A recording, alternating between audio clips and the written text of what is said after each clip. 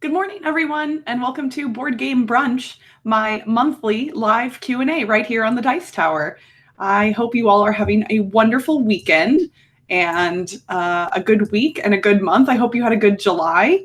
My last Q&A, which was at the end of June, was cut short because maybe one of my dogs was recovering from surgery and she was being a little bit whiny, and my husband wasn't home, so I had to go take care of her. So I wanted to show you all that Maybe is doing much better now. Oh my goodness. I figured you all would want to say hi and see that she's back to normal. She's been back to normal for quite some time, but since she was so puny and wearing the cone of shame last time you all saw her, I figured you'd want to say hi. And she's just been cuddling up in my lap, so she's so sweet. I should click over and make sure that everything is working properly, which I have not done yet. Checking on the chat. So if you're in chat, say hello. Let's see. And David Briel said hi, so perfect. Glad to know it's working. Okay, I love that the first question that's come through so far is about the Picard trailer. I knew that this was going to come up, and I'm very excited to talk about it. Obviously, since we are here on the Dice Tower, you all should definitely ask me about board games if you want.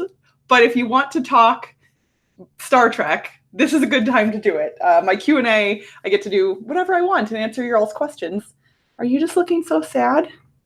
You always look so happy all the time until you're on camera, and then you look so sad. Look so sad. Oh my goodness. I know. I love you too. Do you want to stay on my lap, or do you can get down if you want. Okay. So now Maybe said hello, so we're good with that. Okay, let's see here. Oh, good. Sterling's going to start barking. That's perfect. So hopefully that's not super loud. We'll see how bad that is.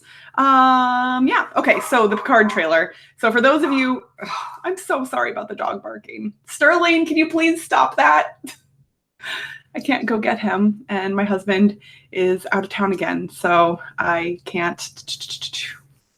Yeah, no, he's being barky. Let me know how horrible that sound is, please. If the barking is like really loud, I can try and go get him and stop him, but I know that that's annoying, and I apologize.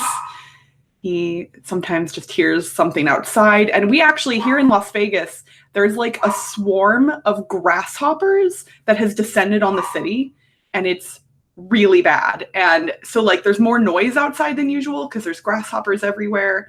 And yeah, okay, so Mark said it's fine. If it does get super crazy loud, if he starts barking again, please let me know and I can go walk away for a minute and go take care of it. It's noticeable, but not louder than me. Okay. Yeah, he's downstairs right now. I'm actually in a new office. So the place where you guys are used to seeing me stream is not where I am right now.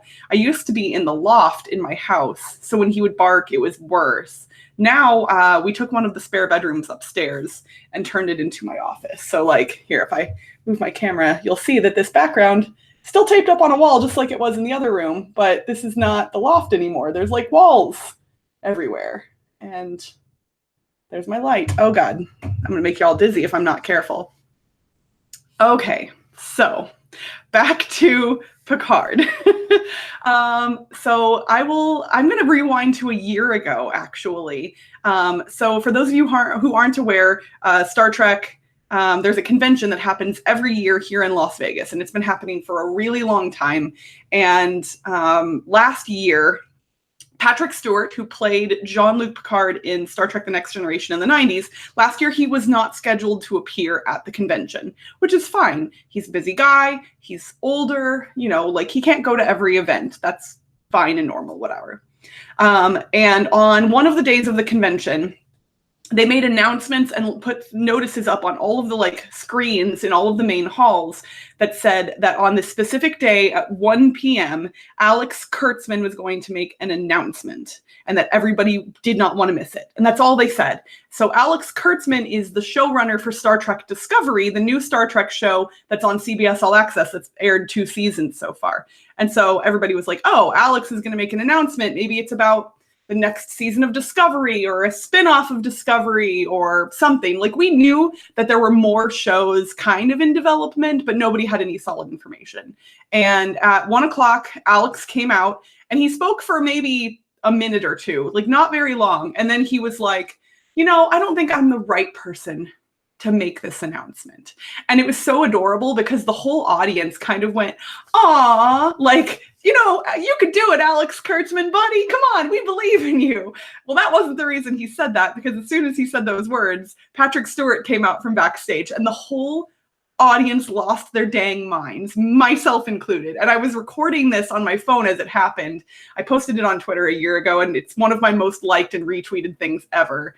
Needless to say, they announced that they proposed an idea to Patrick Stewart and said, "This is the story we want to tell." And Patrick Stewart, who had always said he was never going to play the character of Jean-Luc Picard again, said that this story was worth it. Whatever this story is something that he believed in and wanted to do.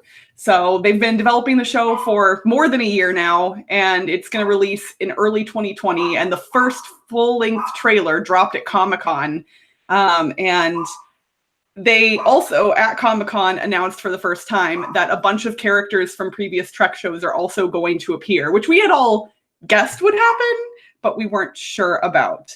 So Marina Sirtis, who played Deanna Troi, and Jonathan Frakes, who played William Riker, and oh gosh, what is his first name? The guy who played Hugh in Next Generation, Del Arco, I think is his last name. Jonathan Del Arco, is that right? I'm not sure. He's coming back, and Jerry Ryan, who played Seven of Nine in Voyager, is also going to be in the show. And then Brent Spiner, who played Data, is going to be in it too. So a whole bunch of people that Trek people love are going to be in this show. And I imagine that they won't be the end of the list, but regardless, if you are a person who watched Trek in the 90s and hasn't since then, I would definitely check out the Picard trailer. If you're somebody who's never watched Trek before, maybe check it out too. It looks like they're going to tell a really interesting story. And I know the people running the show are very careful to make sure that they don't make them unapproachable for people who've never watched the past stuff before. So it's going to be a really good show, I believe. I like what they've done with Discovery, and I imagine this is going to be equally good. So I'm actually going to scroll back and see if we have any questions in the chat now that I've talked about Trek for a while. Let's see here. Somebody asked if I can give a description of the Picard trailer. Honestly, you guys should just look it up and watch it because it's really good and it looks very interesting. The Borg are definitely involved, which I don't know if everybody was expecting necessarily, but that's why Jerry Ryan and the guy who played Hugh are involved. So that's pretty cool. Let's see. Daniel asked, "I wondered when you get up for brunch to start at 9:30 a.m. On Sundays, I typically tend to get up in the 7:30 to 8 o'clock-ish range. I try not to deviate my weekend schedule too far from my weekday schedule. And on weekdays, I have to be at work at 8. So I'm usually getting up at 6:30, 7-ish. On weekends, I tend to sleep in a little bit longer. But I have not had any coffee yet today because I didn't make any. So I need to make some coffee after I get out of this. All right, I answered the Picard stuff. I'm still willing to talk Trek in case anybody's wondering, but I also do want to talk about board game stuff for those of you who are not Trek fans. Let's see. Dan asks, "Were you able to attend the last Dice Tower retreat? Will you make it to the next one?" So I did not attend the previous one, and Tom invited me to this next one that's in September. Excuse me. But because I took almost a week off of work at the beginning of July for Dice Tower Con, and I'm taking almost a week off of work this week for GenCon, and the retreat is basically in another month, I am out of vacation days at work. So I think they would let me take unpaid time off if I really wanted to, but I don't want to because unpaid time off is obviously not a great idea for my budget. So I will not be at the retreat as much as I would love to be. And Tom invited me, and he would love to have me down there with you all. And I would love to be there.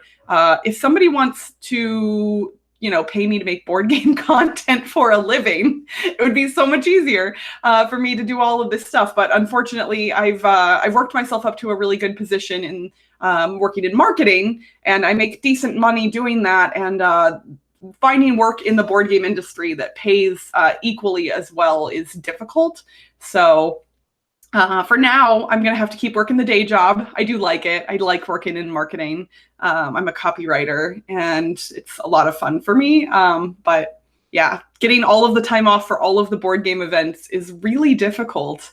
For the people who do it, I honestly it's tough. It's really, really tough to get to all of the events. And if you are creating board game content, you don't have to go to conventions. You can definitely do it without going to conventions. But I do think that there is some value in going and seeing the new games that are getting released and speaking with publishers and all of that. So I'm excited because this is my very first GenCon this week ever, which so many people are surprised by the fact that I've never been to GenCon. But again, it's about, not just taking time off from work, but paying to go on a vacation where I'm not on vacation. It doesn't matter how much fun a board game convention is. For me at this point, it is also kind of work. It's very fun work, but it's work nonetheless, because people know who I am, and I'm trying to make content and vlog and participate in events and other things like that. So it's frustrating sometimes to come back from vacation and be more tired than when you left. I still love it though, which is why I'm doing it. But I just can't do that all the time. So I definitely would love your all's recommendations for those of you who have been to GenCon. If there are things that you think I must see, must do, must eat, must play, any of those things, please drop them in the chat. You can maybe put GenCon suggestion with it just so I know, because sometimes when I scroll through the chat, I miss the context of specific comments that came after the fact because I'm scrolling through the old stuff in the list. But I did end up pre-ordering some games. I pre-ordered the expansion for Stockpile because they specifically said in their Kickstarter from a month or two ago not to back the Kickstarter if you wanted to pick it up at GenCon, and to pre-order it through the Board Game Geek system instead. So I did that.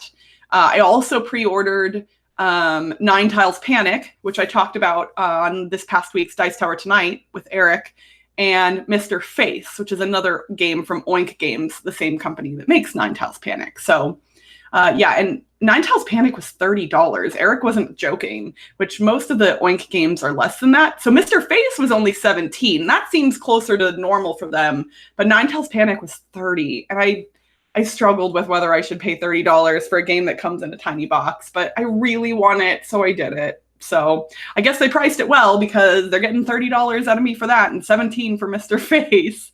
So it's going to happen. Let's see here. Somebody muted for spoilers. I didn't spoil anything. I didn't spoil any Star Trek stuff, I promise. Unmuted too early. I didn't spoil anything. Whatever. Oh my gosh, so many people saying hi to me and to each other. I love it. Let's see here. So many fun people. The Mr. E. Hi, Crystal. First time watching. What kind of live show is this usually? This is usually my live Q&A. When Tom brought me onto the video team now a year plus ago, formally, he asked me, what kind of content I wanted to make. And I asked him if he would want me to do a monthly Q&A. And he said that would be great. And I said, well, how about I name it Board Game Brunch? Because you have lots of food-themed shows on the network already, and you don't have a brunch, and I know you're not going to, he wasn't going to add another clip show. And I love brunch food. Brunch food is like my favorite. Waffles are my favorite food of all time, and just brunch in general. The act of eating breakfast in a time that breakfast theoretically doesn't belong is the best. Eating breakfast for dinner is actually my favorite, but I'll eat breakfast food anytime, especially if it's waffles. So, but yeah, this is a Q&A, so you guys can ask me whatever you want. I'm here to answer your questions. I usually hang out for about an hour, sometimes more, sometimes less, depending on how busy the chat is and how many questions I'm getting. So make sure you throw your questions in the chat, because otherwise I'm going to leave you. No, whatever. I would never leave you. Never. chat. Never. Okay, board game question from David L. I just played Scythe after far too long of it being on the list of must plays. I loved it. Do you have any big games on your list that you haven't gotten around to playing? A lot is the answer to that. It's funny. I'm getting better about not judging myself for the things that I haven't played, but something like Scythe is actually on my list. I haven't gotten around to playing Scythe. It's not that I don't want to, but the larger games like that sometimes are hard for me to get to the table because most of my board game playing takes place at my weekly meetup group, which is on Thursday evenings. So after I leave work, I go to my meetup, and I'm usually only there for 2 to 3 hours tops. And that's like from literally time I get there to time I leave. Occasionally I will stay longer, but games that take more than a couple hours to play are usually off the table entirely just because of setup and then teach time if people aren't familiar with it. We just aren't able to get those longer games to the tables on Thursday as much as I would like. So when I do longer game days on a Saturday or something like that, I am more inclined to play longer games. And a couple of my favorite games of all time are very long games. So I do enjoy those games. I just don't get to play them very frequently. Here, what I will do is I will pull up the Board Game Geek Top 100, because I'm sure there's other big games in there that I have been wanting to play. Oh, well, everybody knows at this point that Gloomhaven is on my list because I've owned it since fall 2017. Still haven't punched it, have not played it. I own an insert for it that I have not assembled and put together either. It's a thing at this point. It's like this weird board game albatross hanging around my neck, and it's Gloomhaven sized. So I haven't played Terraforming Mars, which I know is like a crime in the world of board games, it seems at this point. Again, I'm not judging myself, but I've never played Terraforming Mars. Let's see. Yeah, Scythe, I said. A lot of the stuff that's in the top 20 is stuff that doesn't really interest me. Like I don't really have much interest in Great Western Trail is what I just said. Great Western Trail. Or like Brass is not really interesting. Ooh, Spirit Island I would love to play. Wow, that's number 15. Has it been that high for a while? I don't remember it being that high on the list. That's pretty cool. Spirit Island really intrigues me, and I would love to play it at some point. Let's see. Yeah, I'm trying to think of other big ones. Nothing that comes to mind necessarily, but let's see here. Going back to the chat, Kabuki Kid says, I always leave a buffer day when I come back from any vacation. That way you can rest a day before having to return to work. I used to do that as well, but now I'm going to so many events every year that extra day, I really don't have I don't have the time off in my schedule to allot for that. So I tend to want to do that, and I don't often get to. So we'll see. Yeah, we'll see how I am doing next Monday. Oh, Kabuki Kid asked about my shirt. So this says, hug to win. This was a joke that came out of the Flip the Table podcast, which I imagine a bunch of you are familiar with. But in case you aren't, it used to be a podcast on the Dice Tower Network that has now ended its run, where they reviewed cheesy older board games that sometimes ended up being really great. And they actually had Jeff Engelstein, famed designer and podcaster himself, on their show. And they were talking about the Hello Kitty board game. And Jeff told a story about when he would play with his kids when they were younger. I don't know if it was in the Hello Kitty game or something they came up with. I don't remember all the details, but basically you would hug to win. That was the joke, is like you would hug somebody to win the game. I don't know exactly how it came up, but then Flip the Table made these shirts. And so I got one because I like hugging and I like winning. So it seemed like a good fit for me. Hug to win. Oh, and John Paul, right underneath your comment, actually said it. So perfect.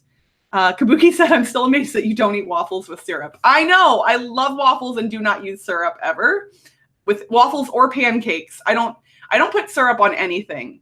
I just use butter. And then if I do need something sweet, I prefer like fresh strawberries. But if that's not available, I will do like powdered sugar or something like that. But really, truthfully, if it's a good waffle or a good pancake, just butter, and good butter, of course, but like just butter is enough for me. I know that's weird. Soggy pancakes and waffles do not interest me, and syrup makes everything soggy. So not interested. I wonder, like, if somebody made maple syrup in like a crystallized form, like sugar, like if it was sugar consistency, but maple flavored, I would probably do that. I don't mind maple flavor. I just don't like the texture. John Paul says he hasn't played Terraforming Mars yet either. Alex says he plays Terraforming Mars with his group a lot because they're obsessed with it, but hasn't played Scythe. Let's see. Hawkskull says Gloomhaven was my worst to punch ever. I got the second Kickstarter release with all of the gluing issues. Oh no, gluing issues. Well, I got the second Kickstarter release too, and I haven't punched mine. So hopefully mine's in okay condition in the box. I think I remember something about the punch boards being messed up in that one too. I honestly have no idea if my components are in good shape or not. And at this point, they would probably laugh at me if I tried to get stuff replaced because it's been so long, but hopefully it's fine. James says, I too have not played Gloomhaven, Terraforming Mars, Brass, or Great Western Trail. None of them are must-plays for me either. There you go. There is enough board games at this point that really you just don't need to play all of the games. And does that mean that you're possibly missing out on something that you would love? Sure. But as long as you're loving the other things you're playing, it really doesn't matter. And I know that, like, especially for people like me who make board game content, we, in the back of our heads, are always kind of thinking, oh man, like, I haven't played that thing that everybody loves, that everybody's talking about. But at a certain point, you have to let that go because there's too many games. And I, again, have a full-time job that's not related to board games. So I have to just live my life, and it's fine and it's all good. Let's see here. Spirit Island is fantastic, like a far more puzzly Pandemic. I've watched people playing it and I know a decent amount about it. I really think I will like it, and I just haven't gotten around to playing it. I almost got to play it at BlitzCon last year. So what would have been, no, wait, was that this winter or was that last winter? Last winter, a year and a half ago now. Time is a mystery to me. A year and a half ago, Eric Yurko of What's Eric Playing and some other people were going to play it. And I told them, I was like, oh, I might join you. And then I got busy involved in another game and they went ahead and started. And I was like, drat, I was so close. But sometime I will get to play Spirit Island for sure. Let's see. John says finally played Scythe last month, was definitely worth the wait. That's good to know. I honestly, I think I'll like it, but I don't know for sure. I did see on Board Game Geek, there were some users who created a Star Trek re-theme of Scythe, and they talked to Jamie Stegmaier about it in advance, and he gave them permission without giving his like blessing on the game itself, if that makes sense. Like, so it's not a licensed thing. He's not affiliated with the fan content at all, but he basically said, I don't care if you do that thing and just put the stuff out, as long as you say it's not affiliated with my company and the actual game itself. So, which is the right thing to do in that situation, in case my tone isn't clear. I think that was very cool of him to say, you know, you're not affiliated with me, but do your thing. And that's pretty neat. I was looking at the files online and it looks kind of fun to have a Star Trek theme on a game like that. So the Steam version of Scythe went on sale around the 4th of July, and I've logged a few more plays. That's cool. With some board games, I feel like I can just hop right into the digital version, and others, I prefer to play the physical one first and then try the digital version, because even if tutorials are good, sometimes when I can't visualize all the stuff, it doesn't work. The exception to that, when the app version of One Deck Dungeon launched on mobile, I downloaded it on my phone, and I have played the heck out of that game. One Deck Dungeon is awesome. I've never played the physical version of it, but I loved it like so much. And I want to play it more, and I want to play the physical version at some point. And I know that Chris is actually working on a new version of it. Let's see here. I feel like he was tweeting about it today. Did I see that? I'm going to look. I think it's One Deck Space. Let's see. What is it called? One Deck Galaxy. Yes, he is creating a game. And I like space-themed games, so I am very interested in that. If and when it becomes a real thing. I mean, it's a real thing, but like a published thing that I can actually buy.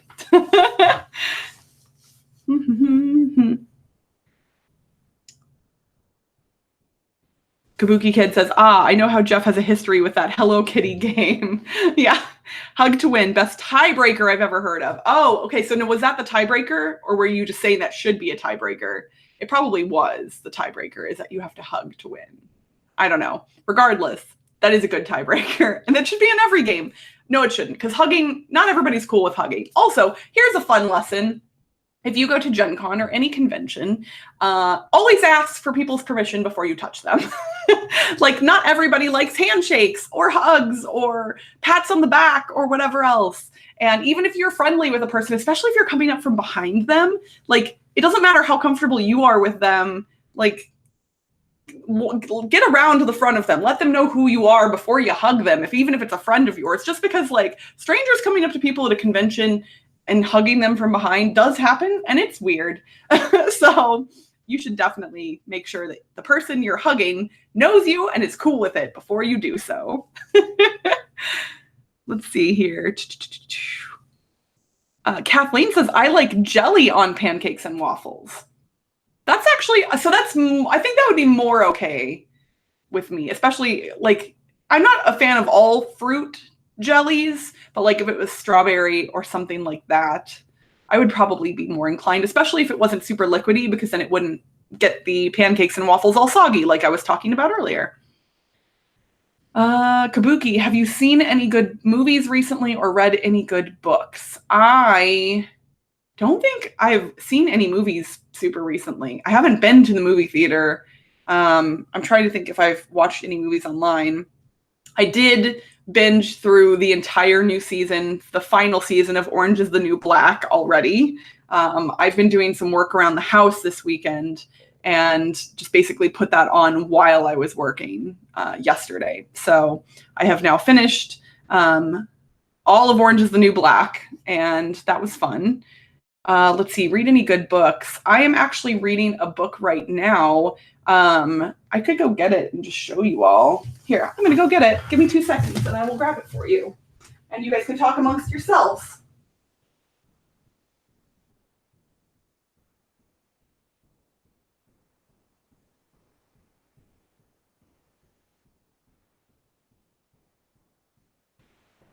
I always think it must be amusing if somebody like clicks onto the stream while I'm off camera briefly. Because then that would be funny. They're like, what is this stream of nothing? It's just a chair. There's no one here. So the book that I have been reading is called Velocity Weapon. It's by Megan O'Keefe. Here, and I can read you all the description from the back of the book. I have not finished it yet, but let's see here. The last thing Sanda remembers is her gunship breaking up around her as her evac pod expanded, sealing her away for salvage medics to pick up. She expected to awaken in friendly hands, patched up and patched back into a new gunship. Instead, she wakes up 230 years later on an empty enemy smart ship, the Light of Barassus, or as he prefers to be called, Barrow. The war is lost. The star system is dead. So that's what it says on the back. Basically, it's about this woman who is on a gunship and gets thrown 230 years into the future, essentially. And her brother is back on the planet where they came from. And the story is, at least so far, about both of their stories, like her 230 years in the future and her brother in the past. And I don't have any idea what's going to happen, but it's super good so far. I really, really like it. It's thick. How many pages is it? Let's see. 500. 505 pages. I'm a pretty quick reader, but lately I haven't had a lot of time for reading, so I've been getting through this much more slowly than I typically would. I am enjoying it immensely, though, so I would recommend it if you like science fiction books. I'm going back to the chat. James says, I hear they're working on an app for Dragon Castle and just released a Santorini app. Very cool. I have not played Dragon Castle. That's the one that has the like mahjong like tiles. Santorini I have played, and it's fine. I think I would actually maybe like it better in app form. Abstract games like that tend to be pretty, like, I'm fine with them, but they don't really strike me as super exciting. But to play quickly on an app, I might enjoy it a little bit more. Oh, Hawkswell was saying that hugging to win should be a tiebreaker, but he's never seen it in a game. So, yes, hug to win, new tiebreaker, as long as everybody is fine with it.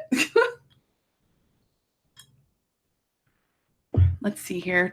Have I watched Stranger Things season 3? I have. No spoilers. For those of you who don't know, I tend to not spoil anything in my streams. I don't care if we're talking about Top Gun from the 90s, 80s? Did it come out in the late 80s? It came out in the late 80s. 88, 89? Maybe it was even earlier. I don't know. Regardless, I don't spoil anything if I can absolutely help it. But for Stranger Things, let's see. So season 1, awesome. Season 2, I was pretty disappointed by. It wasn't horrible, but was not great. Season 3 is almost as awesome as season 1 again. So I really, really enjoyed season 3. Quite a bit. Let's see here. Orange is the New Black seems to have undergone a bit of change in style for the last season, or is that just me? I think there are moments of stylistic difference for sure. I'd say overall, though, it's still pretty similar to what they've done in the past. But I do kind of know what you're talking about. There are moments where I'm like, oh, that's something they haven't done before.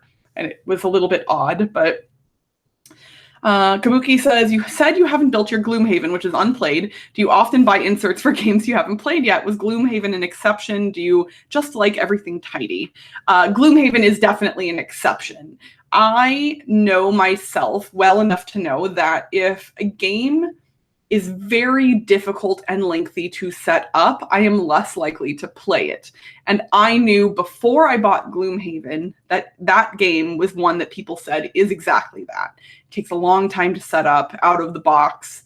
And so I was thinking, oh, I'll buy an insert. That way, when I get it, I'll play it right away and all the time.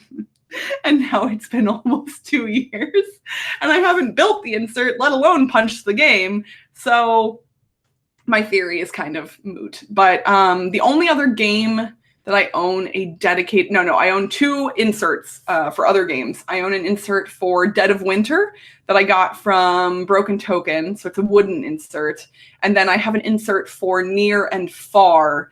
That's from the same company that made the one I got for Gloomhaven, which is Folded Space, and it's a like foam core style insert. The Near and Far one is great because it fits all of the components from Near and Far and its expansion into the original box. How they do this is a mystery to me. All I know is that box weighs like 1,000,000 pounds. I go to pick it up and I'm like, oh my gosh, like it's a Ticket to Ride sized box, but it's so heavy now with the insert and the metal coins and everything else in there. But it's really neat that it all fits into the base game box.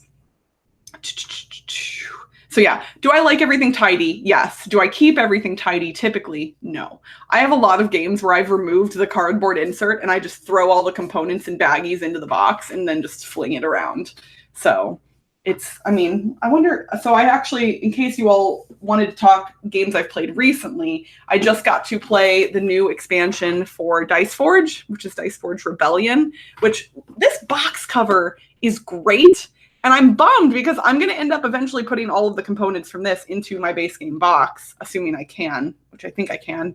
Dice Forge is such an interesting game because it I love playing it, but the setup and teardown time on this game is not great. And that's not because of the insert. It's just because of the like variability of the components. But the expansion, the reason it's like dual colored on the front is because there's two different modules. There's the Goddess module and the Titan module, and they do different things. And you cannot, there's some stuff in the expansion that you can put in no matter what, but then there are specific cards related to the Goddess and the Titan that you can't combine. The Goddess board includes, or the Goddess expansion includes this Goddess track that you have new dice faces that allow you to progress on it and gain new resources. And then if you get to the end of it, you gain even more cool stuff. And then the Titan side of the board has this on it. And I haven't played the Titan part of the expansion yet, so I have no idea what the Titan board does. It looks like there are positive and negative points on it, but I don't know how that works because I haven't played with it. With the Goddess side of the board, there's a new die that comes with not removable faces. This see if I can get it to focus on the die. It's a pretty high quality die. It's like printed on there. But I kept rolling the 12 gold side of this die when we were playing, when my gold was already full on my board. And so I was super frustrated because I couldn't do anything with the gold. But it comes with new die faces. That some of these are for the Goddess, some of these are for the Titan. It comes with these other little tracks, which are also, I believe, for the Titan part of the expansion, because we didn't play with these when we were playing with the Goddess module. And then it comes with a ton of new cards. So let's see if I can pull all of these out.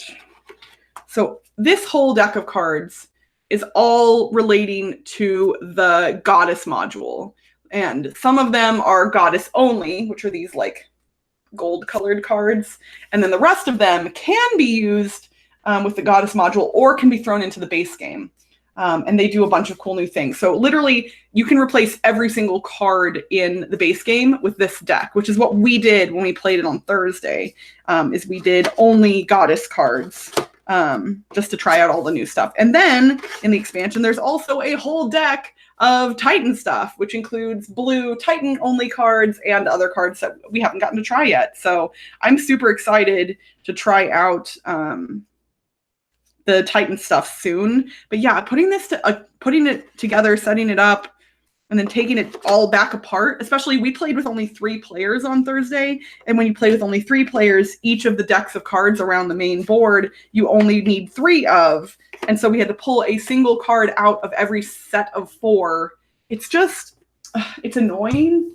And I wish that there was ways to make this game faster to set up and put away, but I don't think there is. Like, the inserts are great. This is actually these have the best inserts of almost any game that I've played in a while. So, I mean, it is what it is. Did my chat freeze or did it just stop? Maybe y'all just stopped asking questions when I started showing off Dice Forge. Let's see here. Hawkskull asks, are there any expansions that you consider must have? For Stockpile, so the game Stockpile is already great by itself, but I believe the first expansion for it, Continuing Corruption, is a must-have, if for no other reason than the forecast dice that get added in. It adds it doesn't add any complexity or new rules to the gameplay itself. It just changes the way one of the phases, the things get determined, and I love it. So if you like Stockpile or you want to try Stockpile, just get the Continuing Corruption expansion. This new expansion that's coming out at GenCon, Illicit Investments, I have no knowledge about. So I don't know if that one will be also a must-have, but Continuing Corruption for sure. I'm trying to think if there are other games where I believe the expansions are necessary. That's rare. I tend to enjoy base games more. I'm actually one of the rare people that, for role player, did not like the first expansion. A lot of people really love the Monsters and Minions expansion for role player, and I didn't hate it, but I honestly prefer the game without it. And so there was a new expansion on Kickstarter recently. I don't know if it still is. The Fiends and Familiars expansion, and I just didn't back it. And at some point I might try it out or pick it up, but Role Player is such a good game in and of itself that when I added in the Monsters and Minions content, I kind of just didn't dig it as much.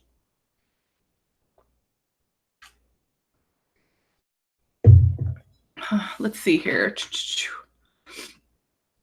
The Mr. E. Has anybody watched The Boys on Amazon Prime? I have not. I would love to hear about it. Top Gun was 86, if I remember correctly. That sounds right. Back when Tom Cruise was super young. Although I watched the trailer for Top Gun Maverick, the new Top Gun movie that they're making, and it actually looks pretty good. I don't think we needed a new Top Gun movie, but I love Top Gun, so I'm kind of excited about the new one. Nick asks, have you watched The Orville? And if so, what is your opinion on it? I actually get asked this question just about every month, and the answer is still no, I have not watched The Orville. But now that it is moving to Hulu, I think that's the streaming. I know it's moving off of network TV and onto one of the streaming platforms, and I believe it's Hulu. I might be more likely to check it out. It was probably already streaming somewhere, but now that it will be only on a streaming service, I'm more likely to check it out, I guess. I don't know. I will watch it at some point.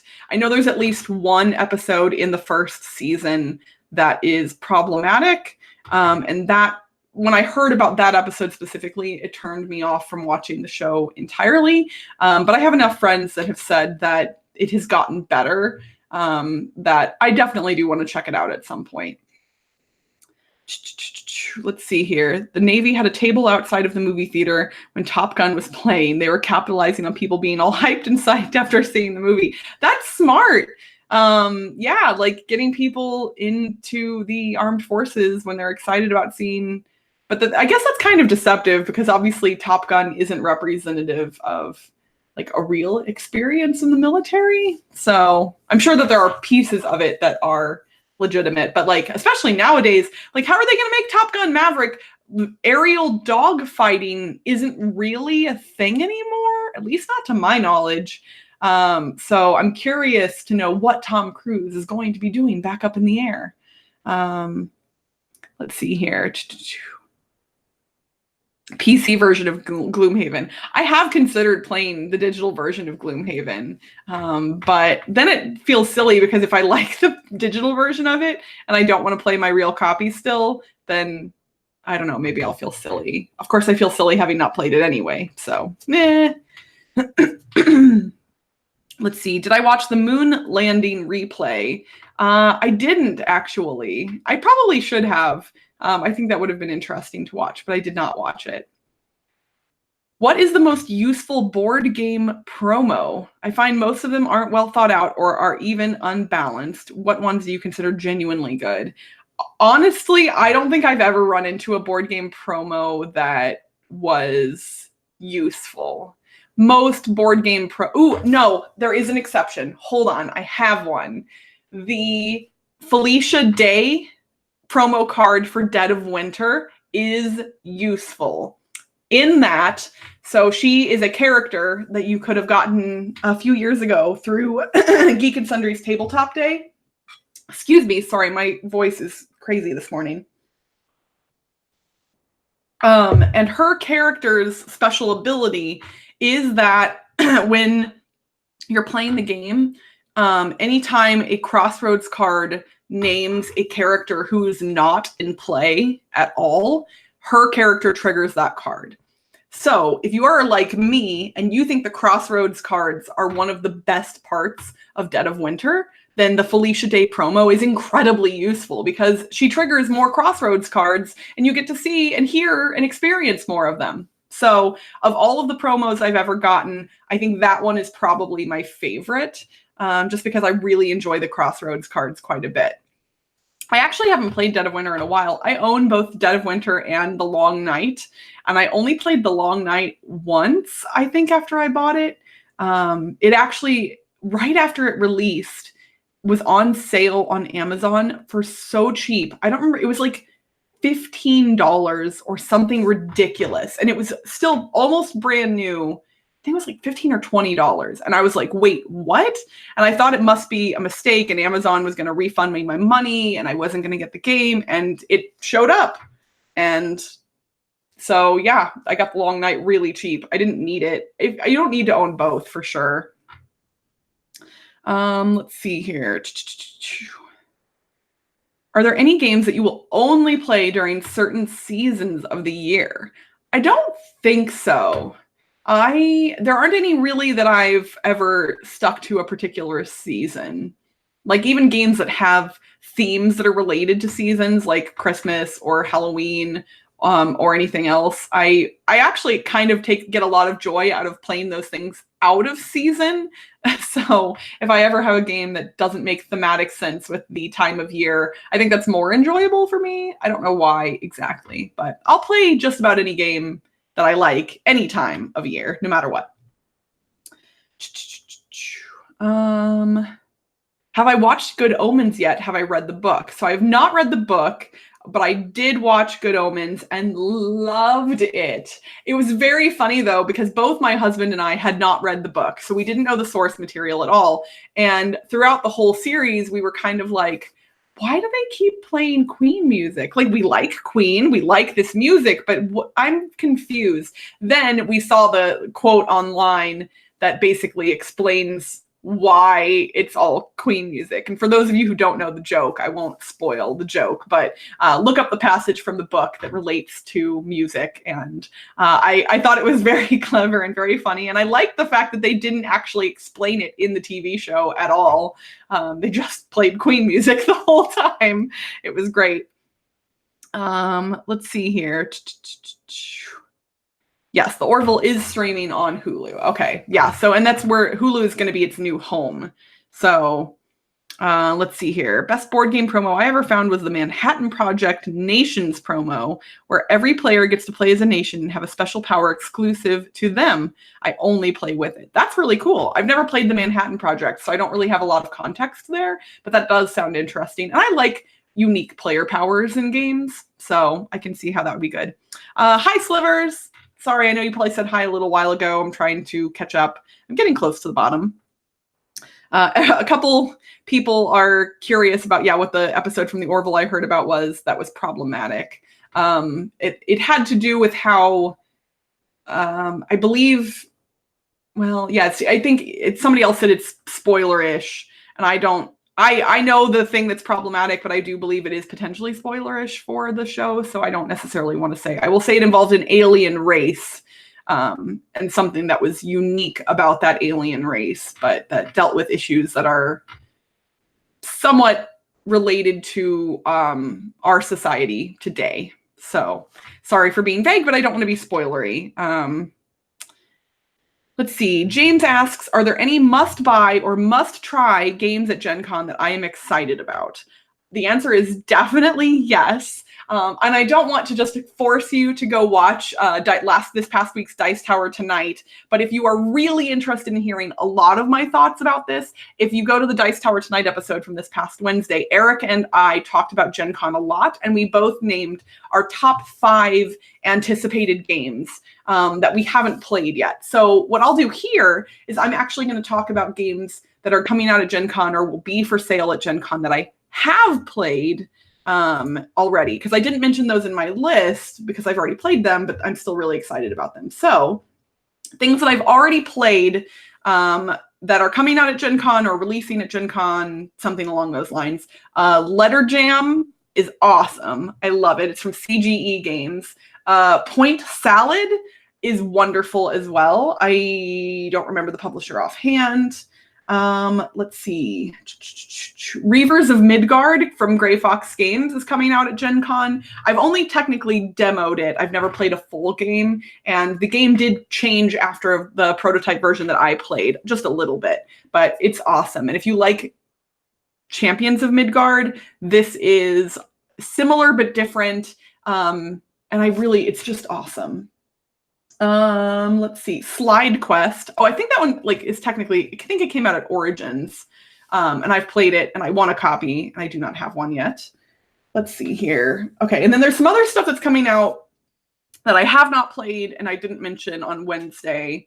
So things that I'm interested in getting or checking out include the new Choose Your Own Adventure game, which is called War with the Evil Power Master.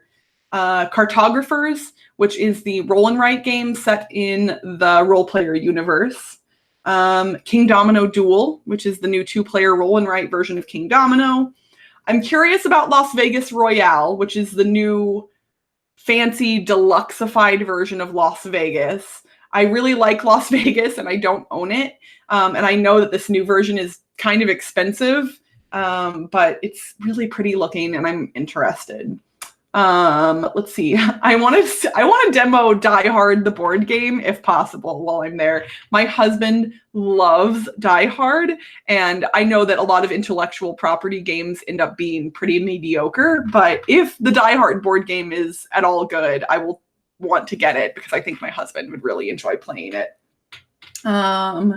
Let's see. Other stuff I want to... Oh, then there's some games that are being demoed but not sold. That I'm interested in, and that would include Crystal Palace, Floor Plan. Floor Plan is the new one from Deepwater Games, the same people that made Welcome to. It's another roll and write or flip and write game. Mint Cooperative, which is the new in the series of the Mint 10 games. There's Mint Works and Mint... What's the other one? I've played Mint Works. I haven't played the worker or the... Well, somebody will put it in the chat because somebody else will know what it is. But there's 2 of those games, and this is the 3rd one. And I'm curious about it because I like cooperative games. And then Mystery House Adventures in a Box is being demoed. I have no idea what it is, but based on the name alone, I'm interested. So was there anything else? I think I mentioned most of them. It seems like there's a lot of these kind of choose your own adventure, not escape room, but kind of like storytelling, escape room-esque games. And I am here for it. I love those types of games and I want more of them. So I'm very excited that a lot of them are getting made right now. Kabuki said, I think that Felicia Day promo sells for like $50. At this point, it might. I imagine it's pretty hard to find now. I am not saying that anyone should spend $50 for it. I got it for free at a Tabletop Day event the year that it came out. So I think it is the most valuable promo that I own. That does not mean it's worth paying $50 for. But yeah, it's great. As far as promos go, it's my favorite. John Edwards says, if I were at GenCon, I'd want to try the Sanctum demo. I don't know anything about Sanctum. Let's look it up and see what it is.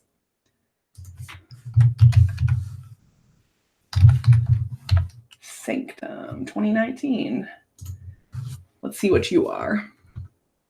Once a great city is now the last beacon of light in a world shrouded in darkness. The lands surrounding the city are home to the demon horde led by the Lord of Demons. All right, let's see. I'll take a look at the pictures here. It looks pretty interesting.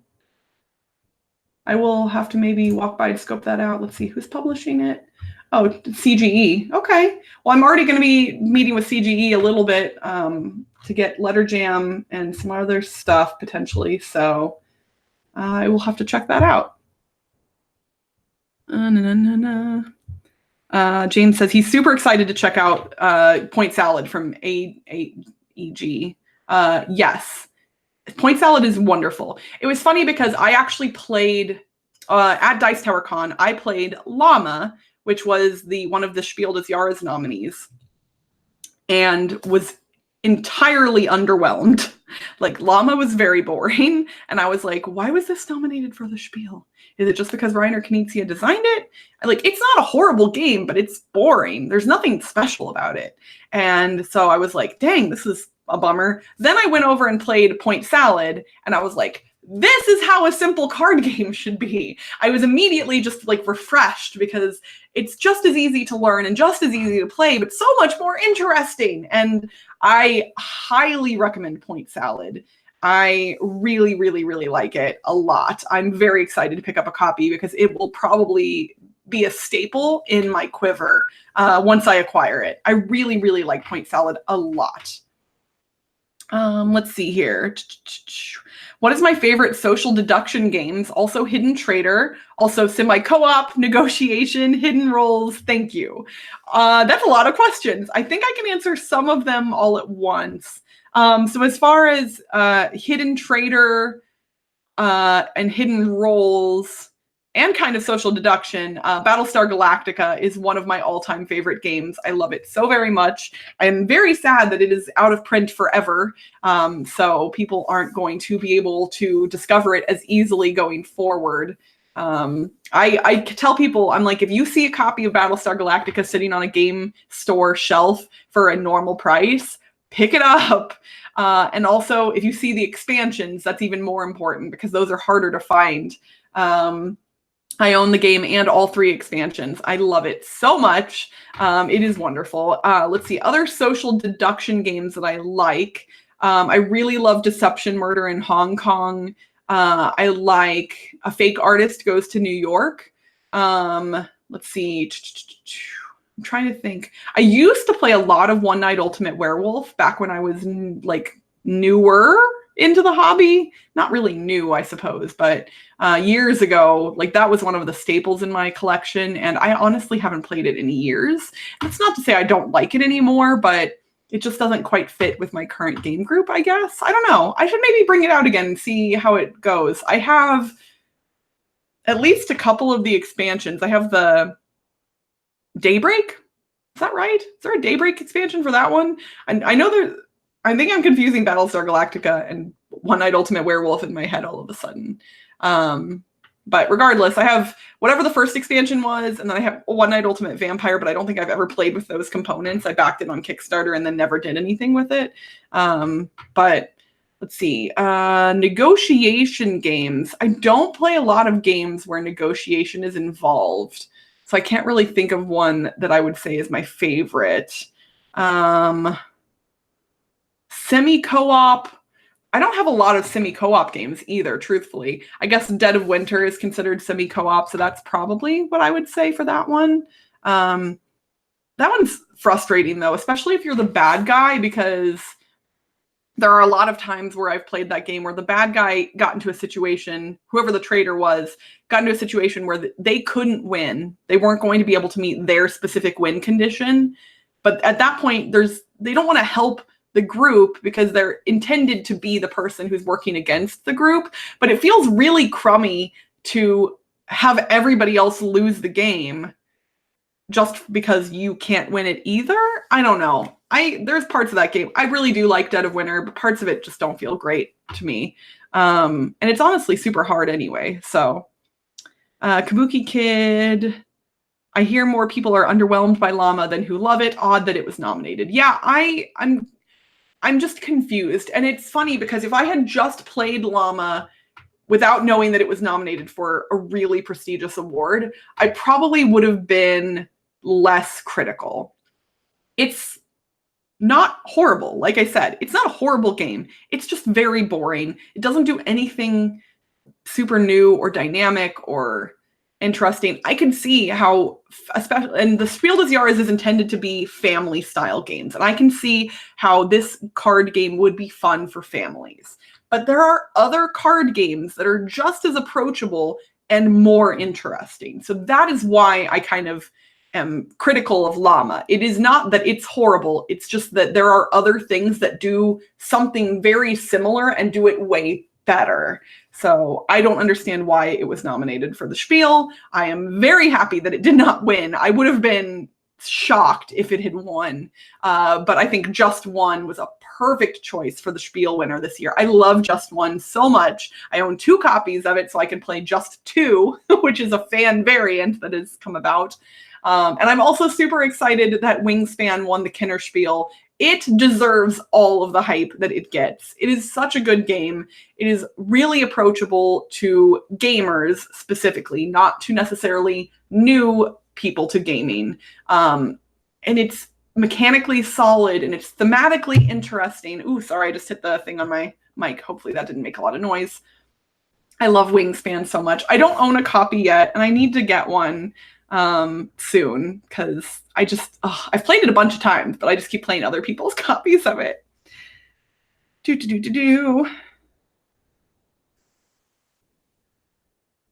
People were talking about the Orville some more. Kabuki said, yeah, it's like when you see a Best Picture nominee and it stinks and you wonder how it was nominated. That one is tough because I feel like the Best Picture nominees every year kind of run a gamut of different tastes. So I tend to not be as harsh because there's like, when they're nominating 10 different things, I think it's intended to appeal to a broader amount of people. I don't know. But yeah, sometimes you do watch a movie and you're like, wait, this got nominated for awards? And other times you watch a movie and you're like, how is this not nominated for a whole bunch of awards? It is disappointing when really good movies get snubbed at awards shows and TV shows too, honestly. Llama has some emerging strategies with high player counts and after several times played. Okay, I can see that. With high player counts, it feels like you'd just be sitting there waiting to play a card most of the time. So I don't know. It just didn't resonate with me at all. So I'm glad that other people like it. And it is okay if you like Llama. It doesn't matter that I don't like it. It's okay if you do. So we are about at time. So if you have any more questions for me, drop them real quick because I'm going to leave soon. GenCon is in just a few days. I am leaving Las Vegas super early Wednesday morning. I don't remember what time my flight leaves. I think it's like 5 a.m. local time, which means I need to be at the airport at like 3 a.m. That's not going to be fun for me. But I get into Indianapolis midday on Wednesday, and then all of the festivities start proper on Thursday. So I'm really, really excited. If you are going to be at GenCon, please, please, please stop by the Dice Tower booth and say hello to me. I will be there at the very least the first hour and last hour of every day in the main hall. So that is a guaranteed time when you can come and find me. Both Tom, Eric, Z, and myself are all going to be there at those times. So if you want to say hi to the main Dice Tower crew people who are going to be at the booth during the week, that's the best time to catch us. We will probably be there other times as well, but we'll potentially be running from here to there and other things. And I would love to say hi to any of you who are going to be there. I don't necessarily have a whole lot of time to sit around and play games because I'm going to be doing a lot of different stuff, but if you get lucky, maybe we can play a game together. I just don't want to set people's expectations too high in that regard. I am not setting my own expectations very high in how many games I'm going to be playing. I do hope to demo some things, but as far as just sitting around and playing games, I imagine that there will not be a lot of that happening. So, yeah. Let's see. Wingspan has bird facts, therefore it's awesome. I mean, that's solid logic, and I agree with it 100%. So, All right, looks like I have no more questions in the chat. So if you're going to be at GenCon, come say hello. I will not be on Dice Tower tonight, the week after GenCon, because I'm actually going to be at a Weird Al Yankovic concert, which is so appropriate for me to be missing a show with my favorite nerdy Weird Al fan because of a Weird Al concert. But that week, Tom will actually be joining Eric on the show. So you guys will get some Tom and Eric post GenCon recap, and then the next episode after that, I'll recap my GenCon experience for you all. But if you are still here, please make sure you click the little thumbs up button below the video for me. I really, really appreciate it. It helps with the algorithms, and it helps me know that you're enjoying the content that I put out here on the Dice Tower. And there's that one little thumbs down on there already, and it's making me sad. So just click the thumbs up button to make me happy.